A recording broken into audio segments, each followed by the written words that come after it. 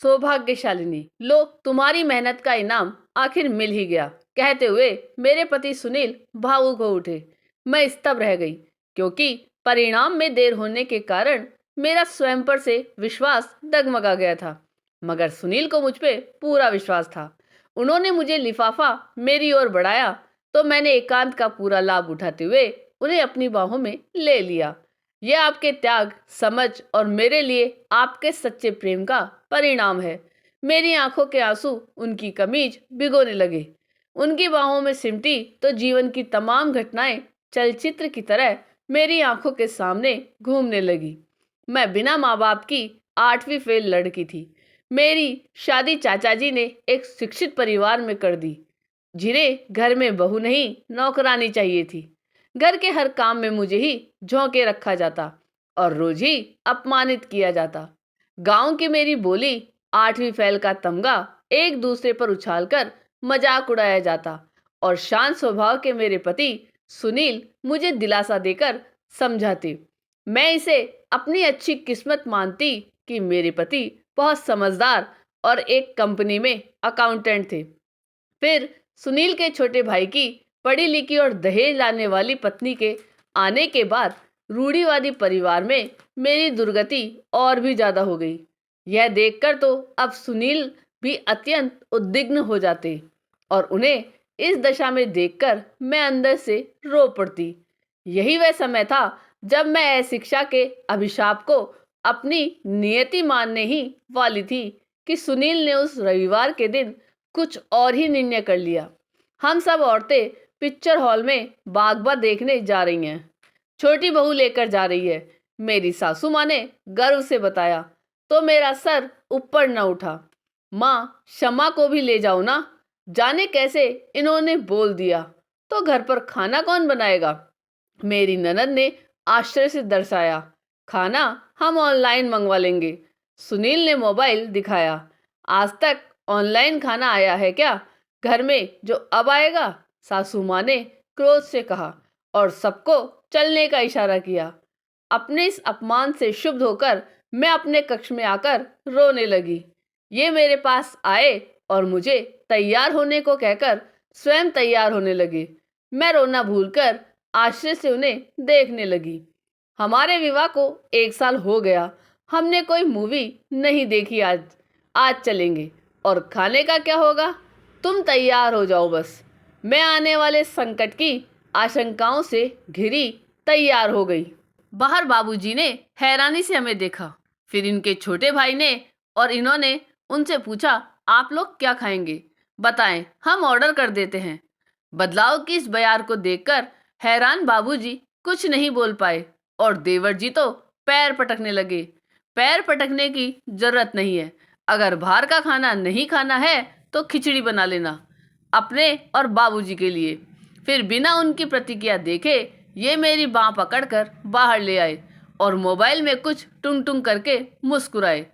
फिर मुझे बाइक पर बिठाकर ले चले। संकट की आशंकाओं के बीच भी जाने क्यों मुझे बहुत आनंद मिला। हॉल पर पहुंचे तो कार पार्किंग में खड़ी नजर आई, जिसे देखकर मैं बेचैन हो गई। लेकिन इन पर कोई असर न था। आज मैं एक नया ही सुनील देख रही थी। हॉल के बाहर काफी भीड़ थी। एक लाइन में देवरानी को भी लगे देखा मैंने। सासू माँ और ननद बातें बना रही थी। इन्होंने टिकट ऑनलाइन ही ले लिए थे, तो हम अंदर आ गए। थोड़ी देर बाद फिल्म आरंभ हो गई और मैं सब कुछ भूलकर हॉल में पहली फिल्म का आनंद लेने लगी। फिल्म देखकर बाहर आए तो पार्किंग में कार नहीं थी। हमें लगा चले गए होंगे। फिर उन्होंने मुझे घर से बाहर पहली बार एक रेस्तरां में खाना खिलाया। मुझे विश्वास ही नहीं हो पा रहा था। सब स्वप्न सरीखा प्रतीत हो रहा था। मेरी आशंकाएं बारंबार मुझे डरा रही थी, लेकिन इन्हें शांत देखकर मैं हैरान थी और ये मेरी हैरानी का पूरा आनंद ले रहे थे। घर आकर पता चला कि उनको टिकट ही ना मिले थे और ये ऐसे ही घूम फिर कर लौट आए थे। सासू माँ और देवरानी जी रसोई में जुटी हुई थी। खाना ऑनलाइन ही मंगवा लेना अपने लिए, तुम्हारे लिए नहीं बनाया है, सासू माँ ने कटाक्ष किया।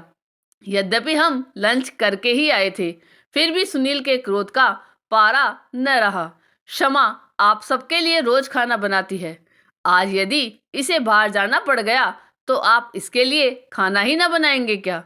यह गई ही क्यों, हमने तो आज्ञा न दी थी। सासू माँ आने वाले तूफान का अंदाजा भी न लगा पाई। एक पत्नी के लिए किसकी आज्ञा मायने रखती है, अपने पति की या किसी और की? मैं ही इसे लेकर गया था अपने साथ। आप कान खोलकर सुन लो, आज यदि घर में क्षमा का सम्मान न होगा, यानी मेरा न होगा।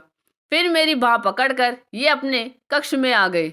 घर का बड़ा पुत्र होने की हर जिम्मेदारी इन्होंने अच्छे से पूरी की थी। इस बात से कोई इनकार नहीं कर सकता था।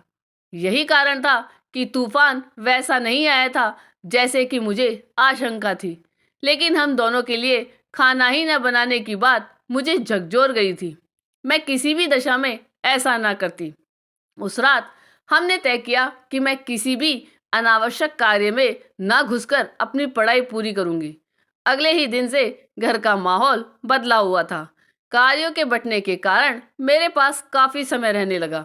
मैंने सीधे ही 10वीं की परीक्षा पास की और फिर सुनील के सहयोग से सीढ़ियां चढ़ती चली गई। बीएड के बाद एक विद्यालय में मेरी अध्यापिका के रूप में नियुक्ति का पत्र ही आज सुनील के हाथ में था।